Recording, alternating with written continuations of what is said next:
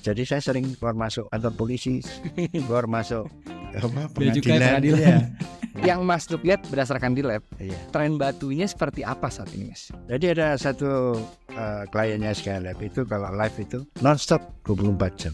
Mengenai asosiasi gemologi, Iya. Mas Nuk. Kadang-kadang aku tuh mikir gini, Mas. Ada kekhawatiran dari aku, Mas. Kalau kita bikin asosiasi, artinya kan kita menegakkan satu aturan. Iya. Nah, ketika menegakkan satu aturan,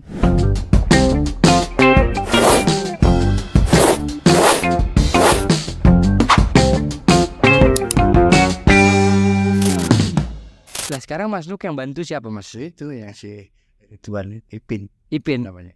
Ya enak kambingan yang bantu, Mas. Capek, Mas. Kalau dia kan masuk, aku kebayang sih. Di rawa bening lagi, batu segala jenis batuan. To the jungle. Welcome to the jungle. Tapi kalau gemolog mau pintar masuk rawa bening. Itu lulusan gemolog rawa bening tuh. Kawah Chandra di mukanya. Iya. Aku suka bercanda sama konsumen. Itu dokter Peretti, taruh rawa bening juga nangis itu. Nyerah. Mana diajarin apa? Aki, tambahan gambar, mana aja. Siap dari kota. Ini udah mulai, ini bisa diatur dari kamar. Udah mulai. Oke, Mas Nugroho. Mas, terima kasih banyak. Aku ini kalau ada gelar nih, Mas, tamu kehormatan, Mas Nugroho. Terima kasih udah diundang. Bener. Karena dari kemarin kan kita undang selalu pemain batu, pedagang. Tapi aku bilang ke teman-teman, ke staff nih, ini nggak bener nih, kita mesti undang nih gemolog senior. Dimulai diawali dengan Mas Nugroho. Terima kasih banyak, Mas Nugroho. Sama-sama. Tapi gimana kabarnya? Alhamdulillah semua. Makin gagah. Wah, Tuh bener. Tadi aku lihat biodata masuk lahir tahun 61 bener, Mas. 71.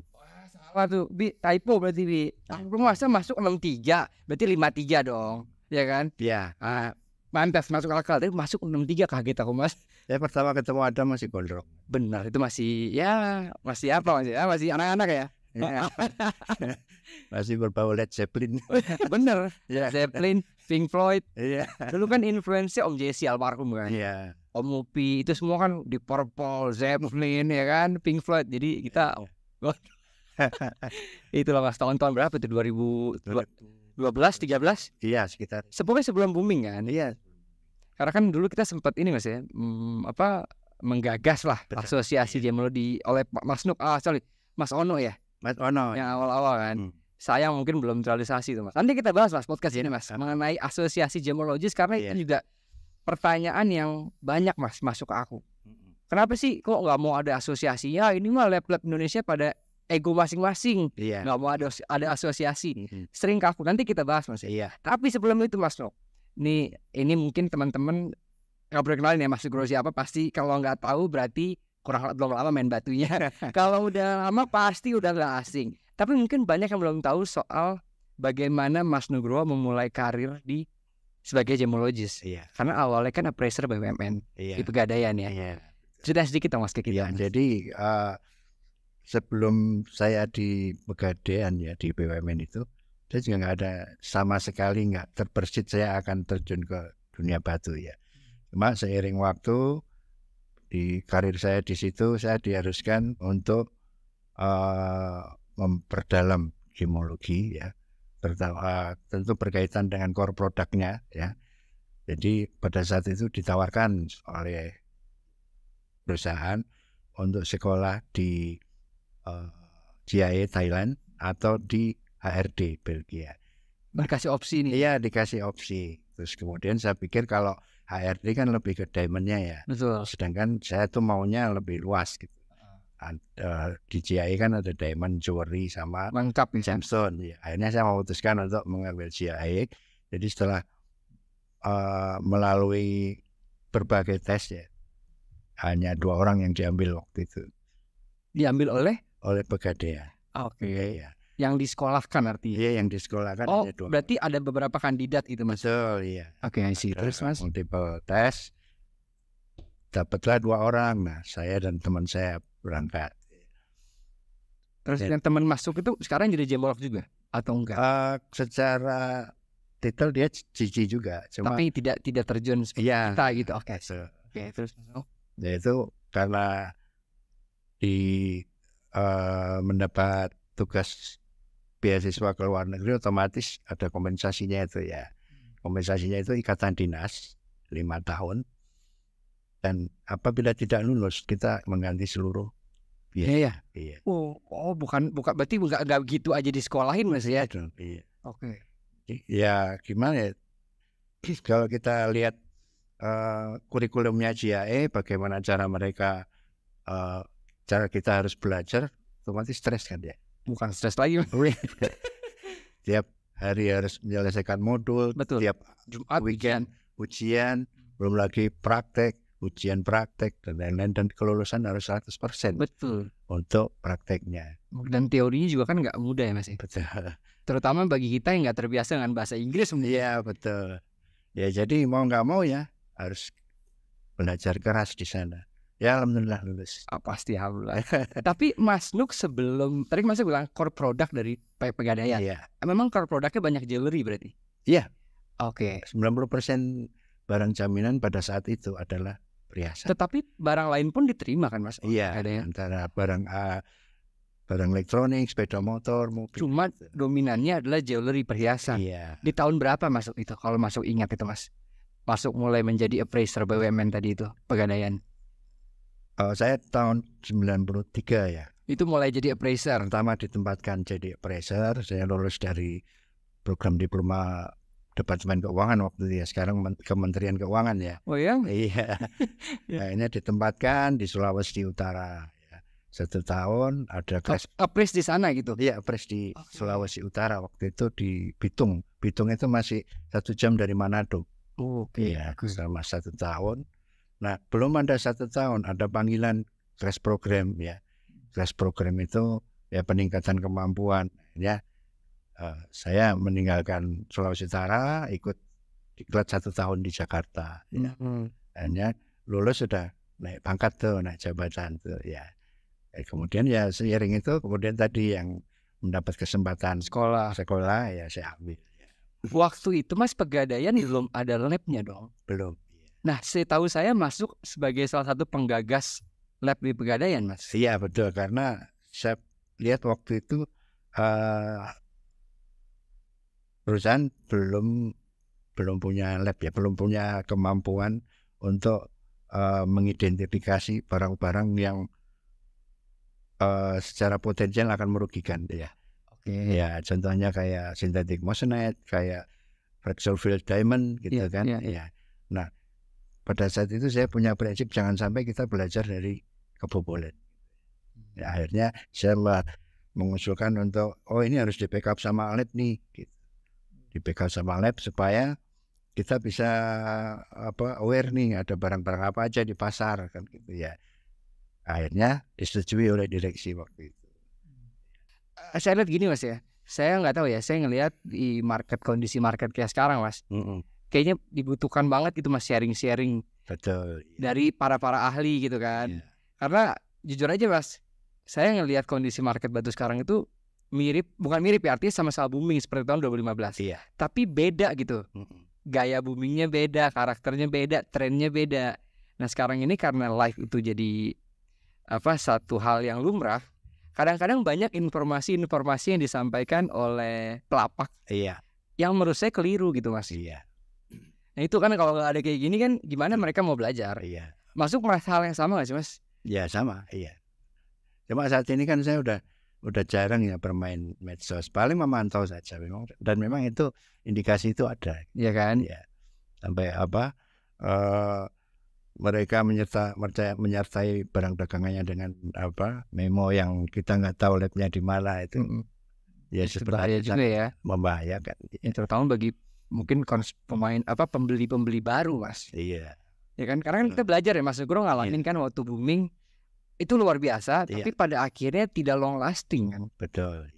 Nah sekarang ini gimana Mas? Apa sih yang bisa kita berikan kepada terutama para pemain batu supaya booming ini tuh bisa long lasting gitu Mas Nuk? Iya sebenarnya yang dibutuhkan ya edukasi ya, secara benar ya. Mereka bisa kok menggandeng kita untuk sama-sama mengedukasi, jangan sampai menyampaikan hal yang salah yang pada akhirnya justru akan menurunkan minat masyarakat ya terhadap bisnis batu mulia ini.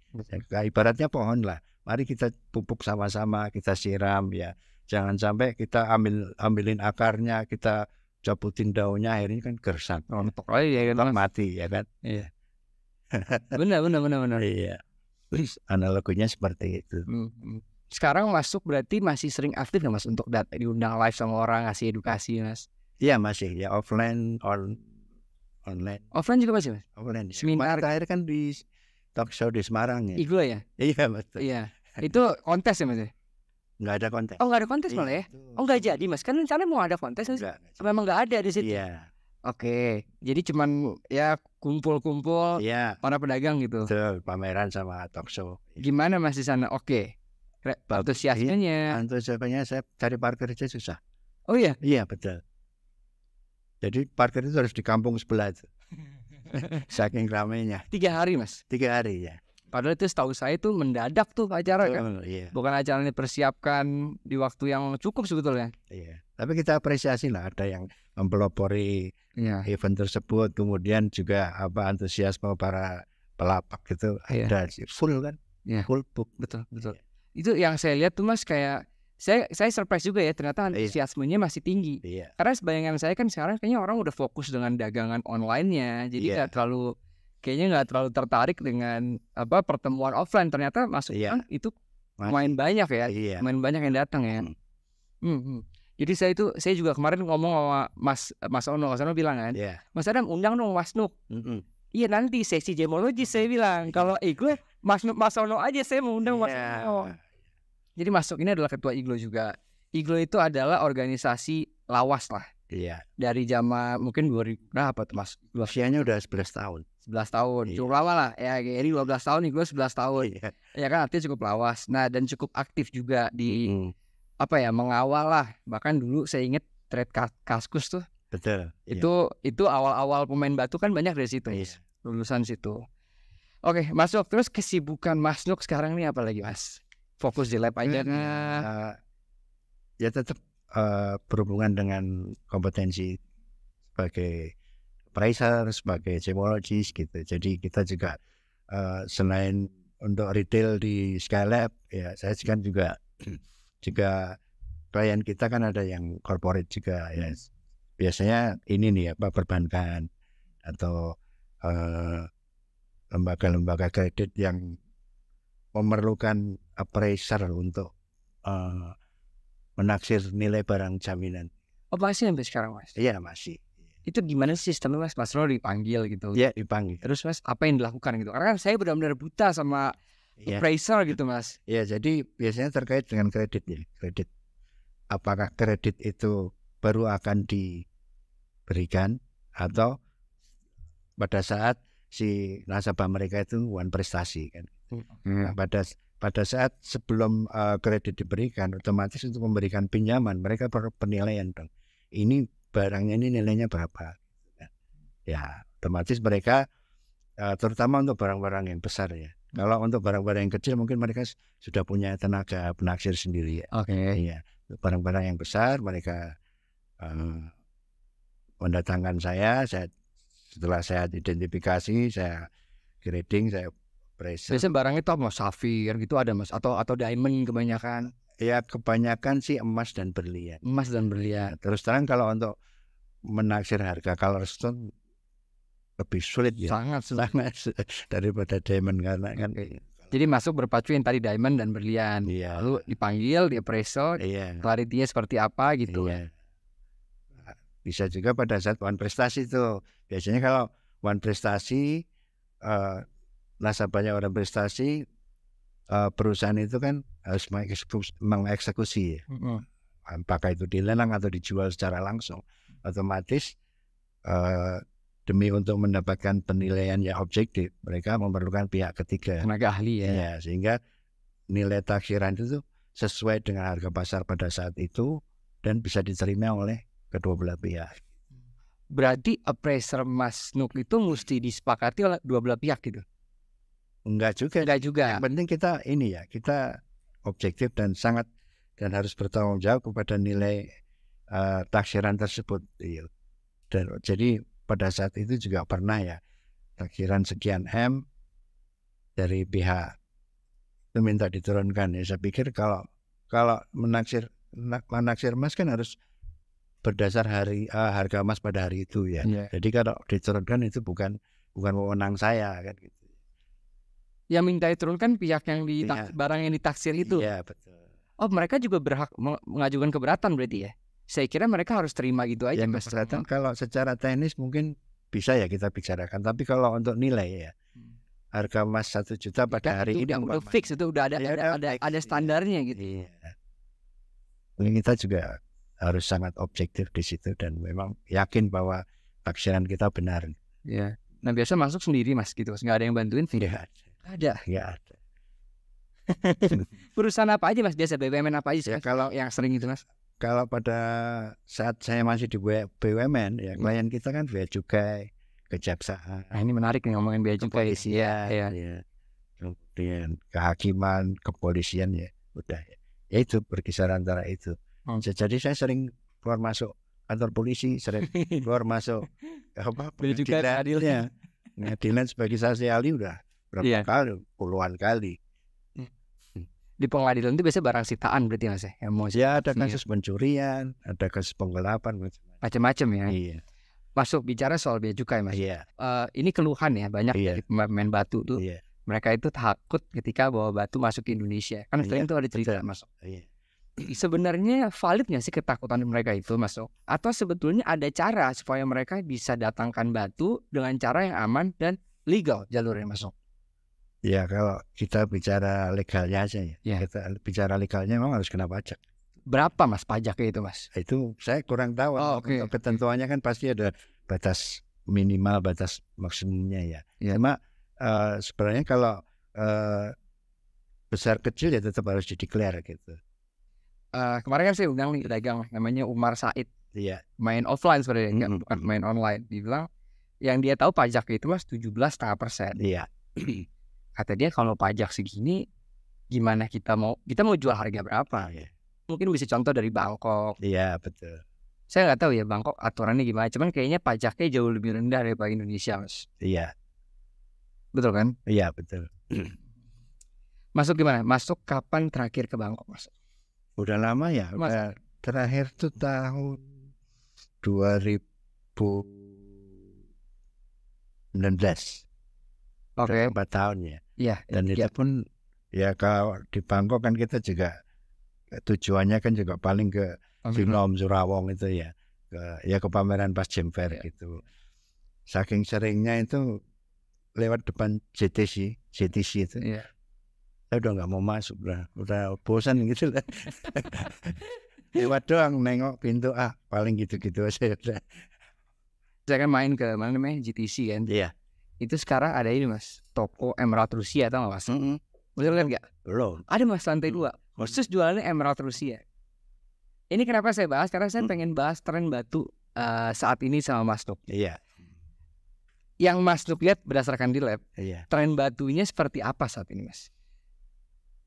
Tren batu sih masih ini ya, kalau di tempat saya masih seimbang antara yang disebut semi precious sama yang precious. Ya, jadi tidak ada kecenderungan untuk ada tren batu tertentu ya. Cuma emang lebih banyak ini yang precious ya. Small size itu kecil-kecil ya. Safir, safir selalu ada lah kalau safir ya. Safir, ruby, zamrud itu pasti ada lah dan tidak pernah surut ya. Betul. Ya. Paling kalau untuk yang di luar ketiga itu ya paling ada chrysoberyl, garnet, mungkin ada musiman gitu. Untuk size-nya mas, kalau saya lihat kan tren sekarang kebanyakan size kantoran sebutan mereka. Kecil-kecil 1 karat 2 karat, sama gak sih mas tren di KRI dan di Skylab? Sama, sama ya. Iya. Ini didorong oleh pemain online TikTok mas kayaknya. Iya. Masih suka mantau gak mas mereka live di TikTok gitu mas? Iya suka mantau. Suka mantau kan? Iya. Itu kan luar biasa mas penjualannya. Bisa sampai subuh. Masa mas? Serius? Iya. Jadi ada satu kliennya Skylab itu kalau live itu bergiliran non-stop 24 jam. Hah? Iya. Jadi tokonya sama satu toko ini nggak ada off-nya, hanya ganti. Iya, betul. Iya. Batu apa mas yang mereka jual tuh mas? Iya, batu-batu yang fast selling aja sih. Fast selling ya. Tapi artinya precious kan, maksudnya kayak emerald, sapphire, atau segala batu-batu lain pun mereka masuk di toko itu, Mas? Semua jenis batu. Cuma kalau untuk yang saphir, ruby, jamrud mungkin yang commercial quality ya. Iya, commercial quality. Karena kan kalau di TikTok kan kita tahu segmennya seperti apa gitu. Iya.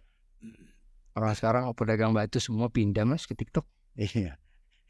Yang dari Facebook, dari Instagram. Saya juga lihat kemarin saya live sama Mas Anas juga, rame bener gitu, maksudnya antusiasnya sudah bergerak ke arah sini ternyata market batu Indonesia kan. Mas, ngomongin Skylab. Iya. Cerita dikit, Mas, kapan sih Skylab didirikan, Mas? Karena sebelumnya kan masuk itu kan Quick Check, saya ingat tuh. Betul, iya. Quick Check itu akhirnya masuk bikin Skylab. Iya. Boleh dong, Mas, cerita sedikit soal Skylab? Iya, jadi setelah lulus dari GIA dan di perusahaan saya belum ada lab, saya merasa saya perlu untuk menambah jam terbang. Menambah jam terbang. Pada saat itu masih ada Kaskus ya. Kaskus. Sehingga kalau saya latihan identifikasi dengan batu-batu saya pasti sangat terbatas. Kemudian saya tawarkan secara online tuh, ya, lewat Kaskus, identifikasi batu mulia, kirim aja batu ke saya, nanti saya kasih catatan ini jenis apa. Itu tahun 2007 dah, Kaskus itu. Iya, dan memang. Customer saya yang di Kaskus banyak yang masih bermain batu sampai sekarang tuh. Awet, Pak, sampai sekarang. Iya. Ya, alhamdulillah ya. Setelah itu kan ya saya merasa pede dong ya, karena udah melalui ribuan spesimen yang dari mereka itu akhirnya pada saat pindah ke Jakarta saya berpikir ini saya pengen bikin lab gitu sendiri. Akhirnya tahun 2000 sebelum booming itu 2012 ya berdiri itu Skylab. Pertama di Taman Square, kecil sekali tempatnya. Kalau saya ngeker, yang lain harus keluar gitu, saking kecilnya. Tapi alhamdulillah ya alhamdulillah kita sampai sekarang bisa mempertahankan bisnis tersebut. Ya tentunya dengan reputasi yang bagus ya. Karena modal lab kan itu ya. Modal lab trust ya, Mas, ya. Ya trust, yang dinilai orang trust. Kenapa di Taman Square saat itu pertimbangannya, Mas? Terus jauh dari ya kan dari market batu gitu kan. Iya. Saya kan orangnya nyantai, Mas. Saya cari yang dekat rumah aja deh. Masuk tinggal dekat sana. Iya, dekat. Cari yang dekat rumah. Sebenarnya itu pertimbangannya itu, Mas. Iya, betul. Tapi sekarang malah udah nggak ada di Taman Square. Iya, udah pindah ya, Mas. Iya, pindah karena pada saat COVID ya, itu kan itu berat banget sih. Iya, berat banget. Sempat dilarang buka ya. Kalau di opening kan masih bisa buka. Karena di atasnya kan obat. Iya, bisa nebeng gitu ya. Iya. Kalau di mall sama sekali masuk aja kita setengah mati mau ambil apa di lab gitu, jinnya sana kemari, giliran masuk diawasi. Aduh. Berarti momen pindah itu saat COVID ya, Mas Oke? Iya. Sebelum COVID ada awalnya nggak ada opening, berarti satu doang Taman Square. Apa udah bukannya masuk sempat buka Taman ini masih ada, tapi buka juga opening ya? Iya, di Taman ini masih ada. Transisi lah gitu ya kita bicara. Dulu. Sempet ya. Iya. Kemudian di Rawabeni. Jadi sempat ada 3 cabang tuh ya. Betul. Cuma karena keterbatasan tenaga, yang lain udah pada ingin menekuni bisnis masing-masing, sehingga ya tinggal satu, ya udah disatuin aja di Rawabeni ya. Karena tantangannya berat ya sih, Mas, buka cabang lab itu. Iya. Kan banyak orang bilang, kenapa buka dong di sini, bukan saya. Coba masuk jelasin. Iya. Jadi kopi boleh minum, kopi ngerokok juga boleh, Mas. Ya. Seeing is believing kan. Iya. Kalau kita buka cabang banyak, sedangkan penentu kebijakan atau itu kita sebagai pimpinan dari lab tersebut atau head gemologist lah istilahnya.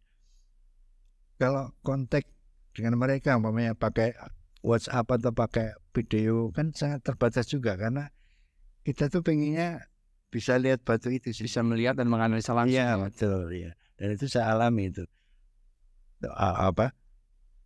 Pengennya kita bisa sentuh batu itu, cek sendiri baru yakin kan gitu. Walaupun yang kita percaya di situ sebenarnya juga sudah mumpuni gitu. Cuma kan afdolnya seperti itu ya. Ada rasa kayak aduh. Ya mungkin maksudnya juga begitu. Betul pasti. Iya. Itulah kenapa kita nggak buka cabang banyak kan. Iya itu. Karena paham itu sih Mas. Betul. Jangan kita orang yang mungkin tipikalnya sama ya sama masuk ya. Kita pengen apapun yang keluar itu kita bisa pastikan sudah sesuai standar kita itu. Iya. Gampang Mas. Iya. Nih buat teman-teman ya, lab itu bukan hanya orang banyak bilang cetak enak ya lab cetak kertas dapat duit. Enggak ya masuk ya? Iya enggak dong. Maksudnya tanggung jawabnya gimana Mas? Iya. Iya kan orang suka bilang lab kan di belakangnya ada tidak bertanggung jawab. Enggak, itu tulisan teori yang semua lab dunia pakai, tapi pada prakteknya nggak bisa begitu kan Mas? Iya nggak bisa. Pada prakteknya kalau kita lakukan kesalahan pasti masuk pernah, saya juga pernah. Iya. Pasti kita ada pertanggungjawaban harus kan. Iya. Apapun itu Mas ya yang disepakat, tapi ada loh. Masuk boleh dong sharing dikit Mas pengalaman masuk nih di lab yang saya yakin dialami oleh semua gemolog yang betul. Iya. Jadi kesalahan itu pasti pernah ada ya. Pernah ada. Cuma yang penting kan bagaimana kita memberikan argumentasi, memberikan fasilitas kepada mereka gitu. Kita juga perlu kok orang-orang teman-teman yang dari pasar ya. Karena dari mereka tuh kita banyak sekali dapat belajar Mas. Iya, banyak belajar juga. Kenapa? Karena mereka lebih sering di lapangan, sedangkan kita ya kan ngerjain batu aja mungkin ke pending sampai besok ya kan. Betul. Nggak sempat belajar mungkin pada saat booming juga kita pikirannya kita ini kerja terus nggak pernah belajar karena ya sibuk itu menyelesaikan orderan ya. Tapi kalau agak longgar gitu kan kita juga banyak ide untuk belajar, banyak ide untuk bagaimana marketing kita gitu kan. Ya, jadi saya yakin juga setiap lab juga pernah melakukan kesalahan. Cuma yang membedakan ya itu tadi sefatal apa kesalahan itu, umpamanya sintetik dibilang natural, kemudian bagaimana tindak lanjut mereka gitu.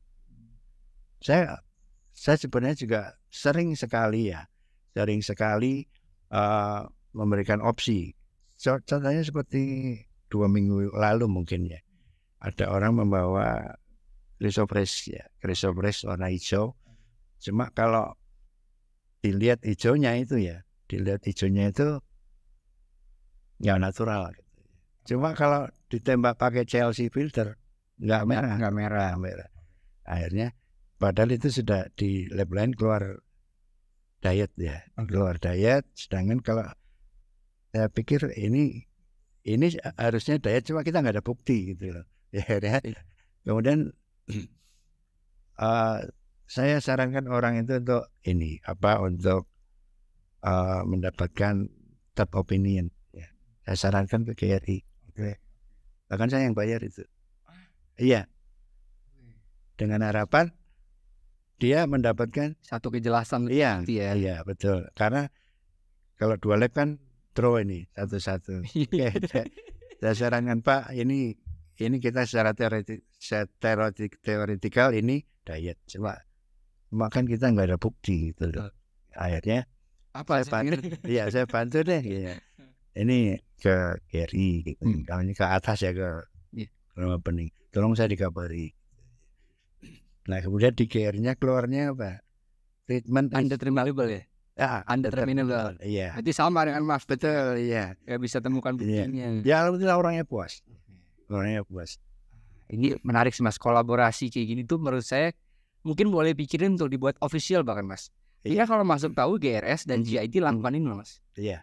Ini saya dengar ya, saya nggak tahu benar atau tidak karena perlu konfirmasi. Cuman yang saya tahu batu-batu medium tuh loh itu GRS lempar ke GIT Mas. Gitu. Iya katanya gitu Mas. Jadi mungkin ya karena turmalin gitu mereka lempar ke GIT. Iya. Bisa Mas berdampingan. Kenapa kita nggak bisa gitu kan? Iya. Saya sering loh merujuk ke lab lain karena umpamanya kayak synthetic quartz ya. Itu kita bisa bilang sintetik, cuma karena buktinya sangat tipis ya saya refer ke lab yang lebih canggih. Biasanya sih saya rujuk gitu. Kalau saya nggak yakin ya saya bilang saya nggak yakin.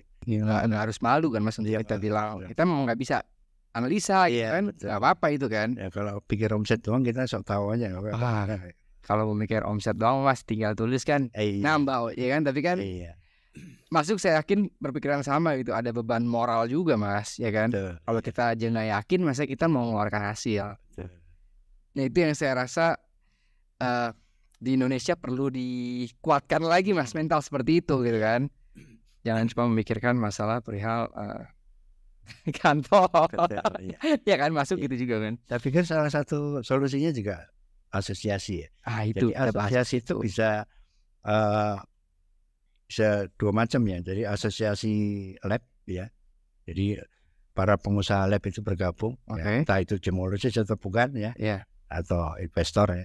Tapi satu sisi kita juga bisa membuat asosiasi gemologis ya. Jadi dibedakan tuh ya. Dibedakan. Ya. Karena kan nanti aksesnya ke stakeholder beda-beda itu ya. Betul. Saling berbeda. Ya. Betul. Nanti coba kita inisiasi deh. Boleh sih Mas. Karena waktu itu pada waktu kita ketemu itu kan sudah menggagas seperti itu, cuma masih informal ya. Iya betul. Coba nanti kita formalkan. Betul. Tapi mengenai asosiasi gemologis Mas, kadang-kadang aku tuh mikir gini Mas, ada kekhawatiran dari aku Mas. Kalau kita bikin asosiasi, artinya kan kita menegakkan satu aturan. Iya.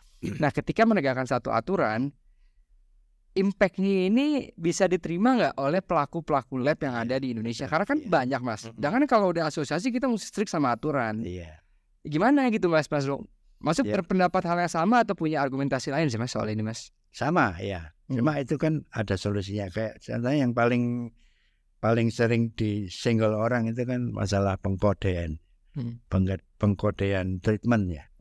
Iya kan? Beda-beda ya. Betul. Walaupun secara definisi sama. Nah, kalau nanti tergabung di asosiasi ya kita sepakati gitu. Kita sepakati apakah kita nggak usah pakai pengkodean, kita deskripsikan saja semua. Atau pakai pengkodean yang kita seragamkan, atau tetap berbeda-beda, cuma harus ada perbedaan yang jelas gitu. Cara ininya ada matriksnya lah. Bisa indikatornya gitu ya. Ya betul. Tapi itu dari segi komen ya kan? Iya, komen. Misalnya dari segi peralatan, dari segi pendidikan, itu gimana mengatur itu Mas? Iya bisa. Kita syaratkan sebagai gemologis semuanya kita batasinya accredited. Accredited dari mana aja nih? Gitu. Kita buat aturannya ya, kita batasi ya. Kemudian peralatan minimal apa aja yang harus di ini ya. Contohnya kayak spektrum ya. Spektrum yang digital itu kan otomatis itu membuat kita bisa menganalisis apa yang nggak bisa kita lihat. Betul. Contohnya Paraiba apa gitu. Membedakan Maxis sama Aquamarine ya, itu kan tetap harus pakai spektrum. Kalau nggak punya terus ngeluarin kan lucu. Betul. Iya. Anyway Mas, ngomongin lagi soal ini pertanyaan juga sering masuk ke saya Mas. Iya. Kenapa sih lab kok bisa beda jawaban? Masa ini juga sering masuk pertanyaan. Iya. Betul nggak Mas? Iya. Jawaban tentang apa ini? Apapun misalnya dari mulai warna, bahkan treatment. Iya. Ya kan? Iya. Kalau warna kan kadang-kadang implikasinya kalau pink safir sama pink gisat ruby kan beda Mas. Satu orang kan lihatnya kan safir dan rubinya aja. Walaupun satu hal yang sama sebetulnya kan. Itu yang dilihat kan. Lalu treatment, kadang ada yang no treatment, heat atau heat sama HA, ya kan? Hard hit borax gitu ya istilahnya gitu kan.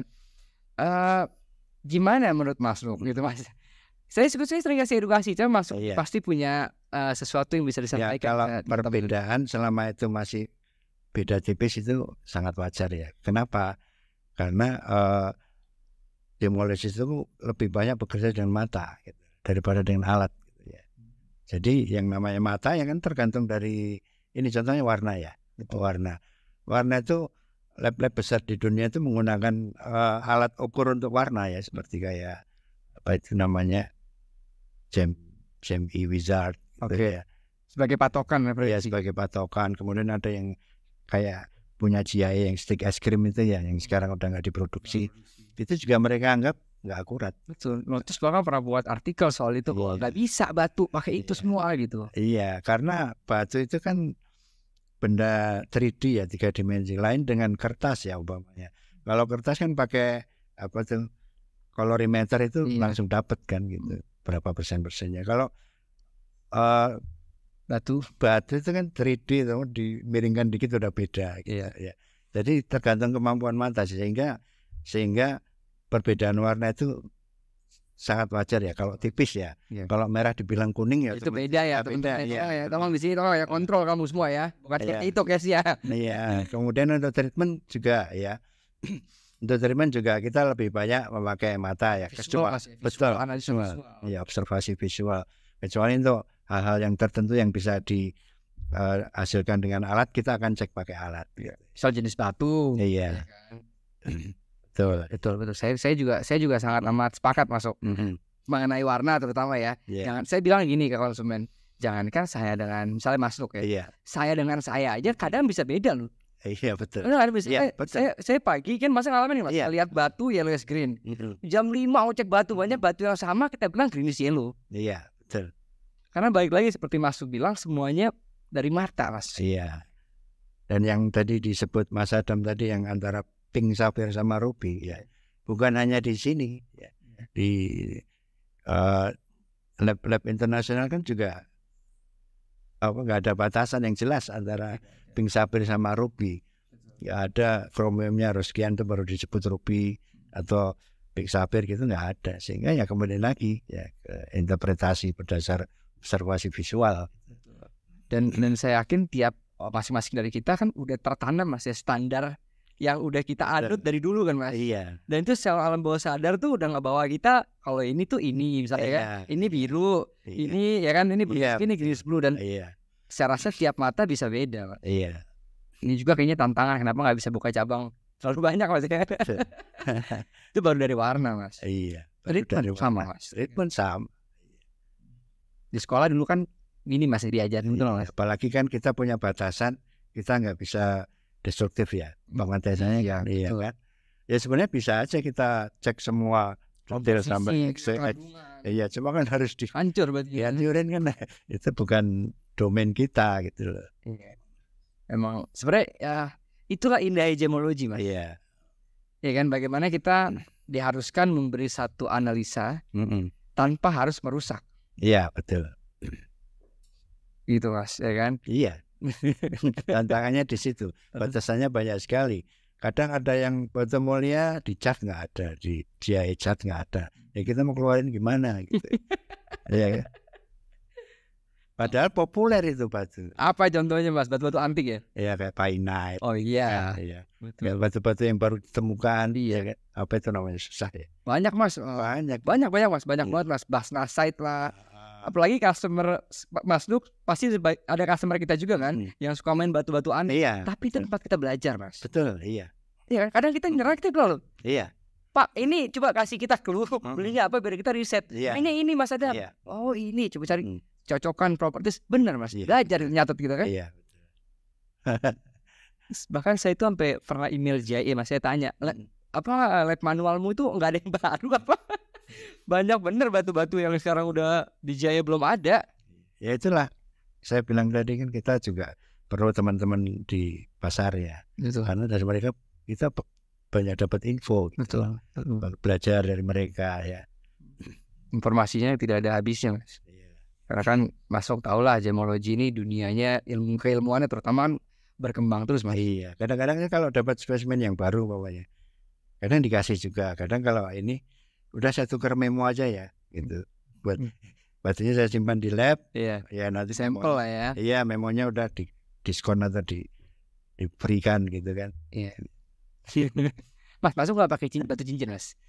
Demen nggak sih Mas? Cincin kawin aja. Cincin kawin sama Mas. Iya. Saya sering ditanya itu Mas. Iya. Kenapa kok pemeriksa batu gemolog nggak pakai cincin? Ini kamu Mas Adam mah nggak suka batu. Masuk sama loh, saya temennya loh. Iya. Pakai cincin kawin toh. Iya. Ya kita udah terlalu sering lihat batu Mas. Betul, iya. Masuk bro, thank you so much Masuk udah nyempetin hadir Masuk ya kan. Sama. Saya jujur ini saya senang bisa ngobrol sama Mas Nuk. Jangan bosan Mas nanti kalau kita undang lagi di topik-topik berikutnya Mas. Ya mudah-mudahan teman-teman juga jadi mengenal sosok Mas Nugroho, bisa dapat ilmu juga dari beberapa hal yang beliau sampaikan. Ya Mas ya. Iya. So sampai ketemu lagi Mas Nugroho. Thank you so much Mas. Sama Mas. Assalamualaikum. Waalaikumsalam.